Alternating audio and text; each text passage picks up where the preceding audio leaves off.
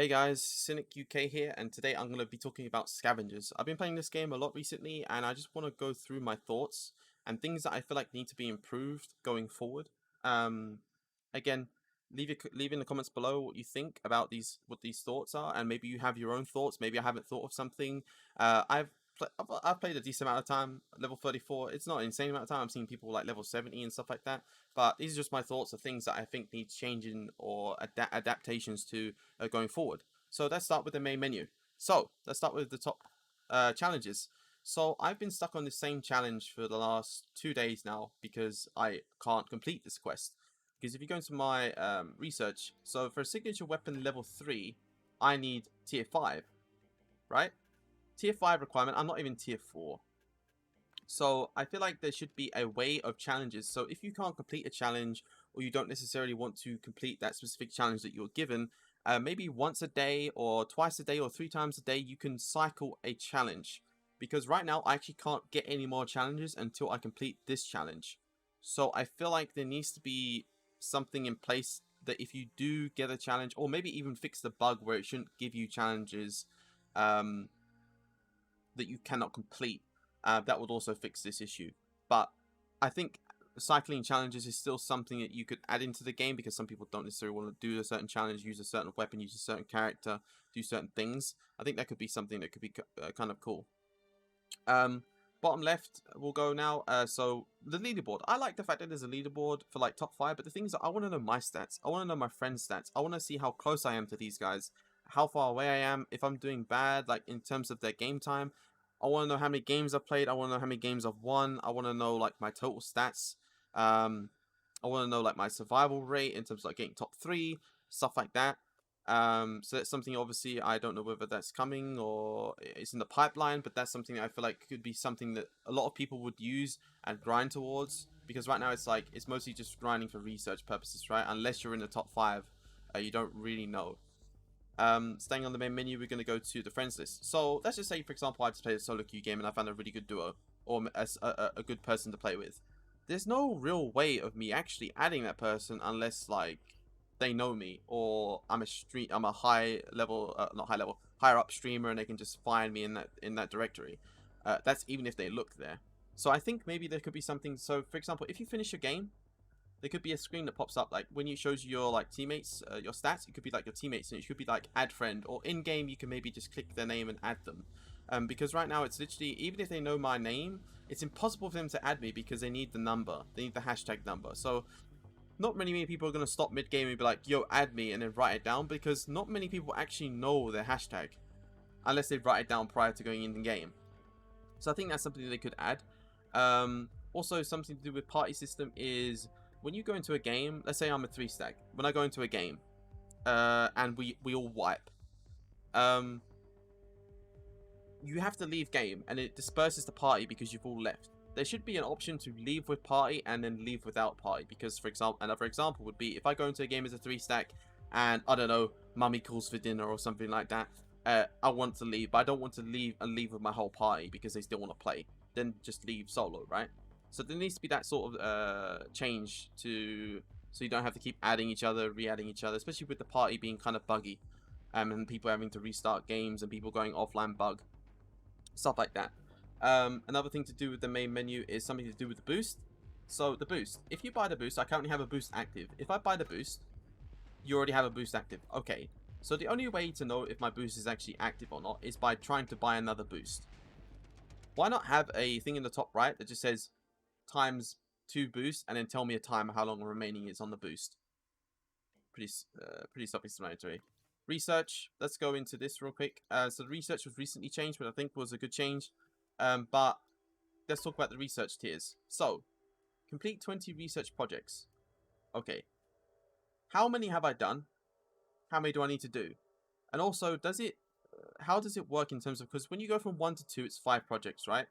And then 2 to 3 is 10 projects. But is it 10 new ones, or is it 5 on top of the 5 I've already done? So there needs to be a little bit more transparency there, for especially with newer players, and especially with people that don't go out of their way to like ask people that maybe might know or might have a good guess and something along those lines. In-depth detail about guns, grenades, skills, stuff like that. So, for example, if I look at this Orgnaut, I crafted this weapon. It's just a fully automatic assault rifle, okay? I didn't know the stats. I didn't know anything. I didn't know the RPM. I didn't know the accuracy. I didn't know the fall off, if it's in long or medium range. I didn't know the damage. I need to know these things because how do I prioritize? So which one do I go for? The Warsong or the Orgnaut? Obviously, they just changed the Warsong's crafting recipe, but I've did this before. They changed the crafting recipe.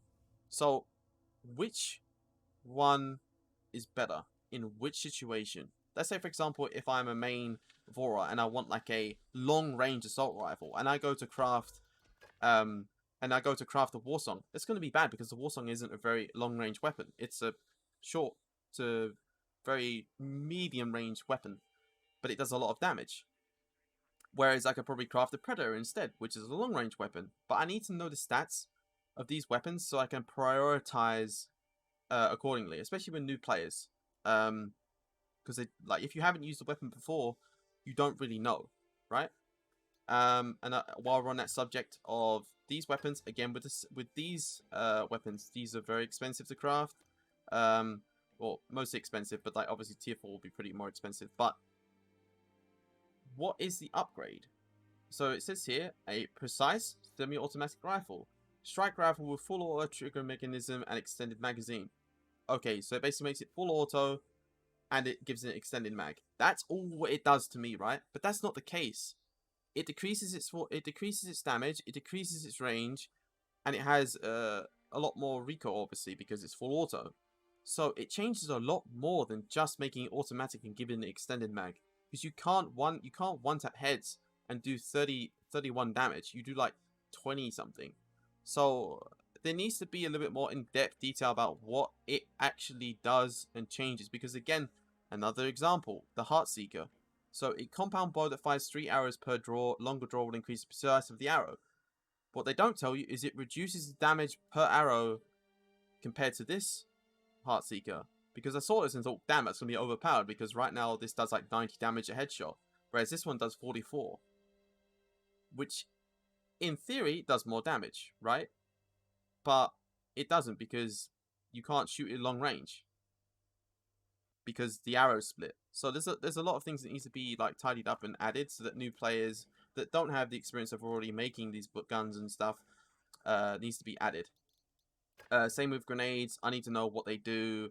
What's the difference between all of them? Like obviously this one says it bounces, but okay. So like, does this create an AoE? Does it explode and deal cold damage and that's it? Does the AoE stay? How much cold damage are we talking about? Does it slow, etc., etc.? Same with the other grenades. How long do they stay there for? Like for example, the proximity mine that causes a lot of explosive damage. Okay, so how long does it stay active? I know it stays active for like 1 minute 30, something along those lines, 1 minute 40. But like a new player doesn't understand that, you know, exactly those sort of things. Talents, again, the upgrades. So again, we'll talk about this. Weapon accuracy is increased. Okay, by how much? Dealing additional damage to empty your firearm magazine before reloading. I know what this is because I actually looked it up, and I know that it's bugged. But other players don't know this, and if it's not bugged, how much more damage am I getting? Is it worth the trade-off of the weapon accuracy? How much is the trade-off? I need to know the specifics to understand whether it's worth the trade-off and worth the investment in crafting these upgrades. It's the same for all of the characters. That's about all I really have to say about this research tab. Let's go for the explorers now. So, as you can see here, Tarek has a stun trap, or has a Aegis shield, etc., etc. But what it doesn't tell you is it doesn't really tell you what they do. Stun trap, very self-explanatory. Stun trap, okay, but how does it work? Could you like show a visual? Like say for example, if I click Tarek, right, and he has his ability, maybe it shows a demonstration of how the ability works.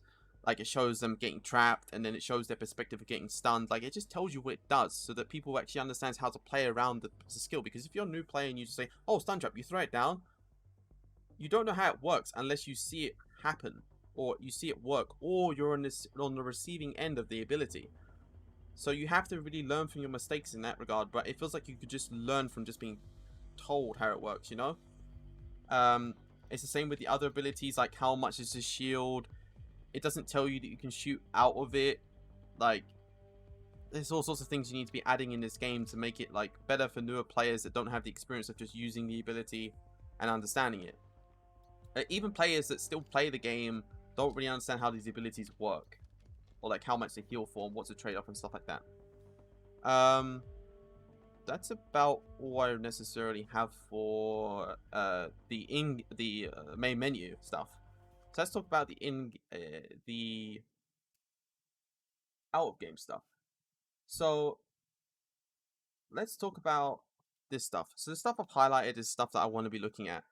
So the XP bar I think needs to be different color. I think when you have a white map and you have a white XP bar, some players don't necessarily notice it, don't really notice it's there. Again, unless you're an experienced player or a player that's played a few games and you're told there's an XP bar, change it to like blue or purple or red or something, like a different color that pops out of the snow rather than white. In the bottom left hand corner we have our UI for our characters. I think it should show my teammates hunger, my teammates frost meter, so that I can, in solo queue, again, not everyone has a microphone, I can maybe help them out, remind them that their frost is dropping, their hunger is dropping, maybe even drop them stuff and ping it, so that if they can't respond to me, they at least know what it's for and stuff like that. I can just tell them, you know? I've circled the ping because if you ping an enemy and you try an ADS, the ping doesn't disappear, so it's very difficult to like aim precisely at them, like lead the shots or something like that, because it kind of like blocks it. It's not a huge issue, but I think it should disappear if you ADS onto the target or around the area of the target. It should disappear. That's honestly all. Oh, sorry, I wanted to talk about a specific character. I wanted to talk about melees. So if we go to Jay, right? I haven't played Jay. But I play with a few people that actually play Jay, and they feel like when you play melee weapon, you don't get any bonuses from using the melee other than being on top of the person, which I guess is a playstyle difference. Is like playing the shotgun, right? But it feels like you actually get kited so easily with this with the melee. I feel like when you get the melee out, it should give you a slight movement speed boost. Or I don't really know, because it feels like every time I fought a melee, it's so easy to get rid of them, especially if you use shotguns or even like a SMG or AR. They get melted very quickly, and you have to put themselves in a really bad spot to actually use their melee. So I feel like they need something. Without like Jay's overshield, it feels like it's very unusable. So I feel like they need a little bit of speed boost, not too much when they have the melee weapon out. Not before. I know Cruise has a speed boost, so I guess you could use Cruise in conjunction with Jay. But again, if you're playing solo queue and you only play Jay, you don't really have that in your kit to really rely on. And then again, you have to rely on someone else's queue to really use your melee. So maybe it's a slight movement increase. Not a lot, just a slight bit. And then maybe if it's too overpowered, I guess you could just nerf it, I guess. Let me just check my notes real quick.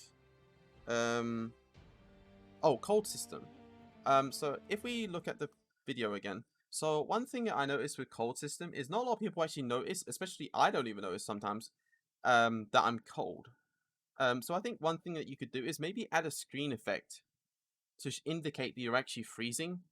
Or maybe make a sound, not a loud sound, like a very subtle sound that you can hear. Or maybe add more voice lines to your character, because like sometimes the characters go, "Ooh, I'm cold." But, like maybe add it more often when you get lower bar. That's something that also some people that I've played with, especially newer players, they haven't noticed they're cold unless I've said, "Hey, you're cold." It's especially sometimes I don't even notice I'm cold.